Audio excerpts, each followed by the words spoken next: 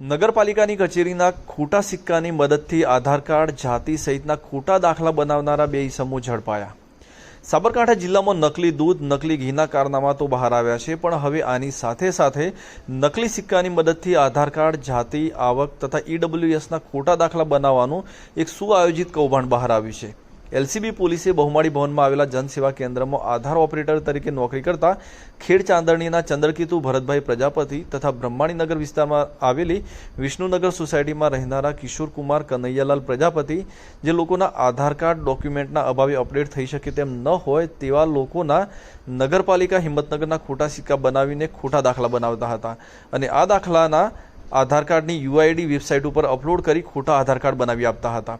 ત્યારે પોલીસે જે જગ્યાએ આ લોકો કામ કરતા હતા ત્યાં તપાસ હાથ ધરી હતી, જેમાં ખોટા દસ્તાવેજો અને ખોટા સિક્કા ઝડપાયા હતા। પોલીસે કુલ 1,05,850નો મુદ્દામાલ જપ્ત કરી આ લોકો સામે કાયદેસરની કાર્યવાહી હાથ ધરી હતી।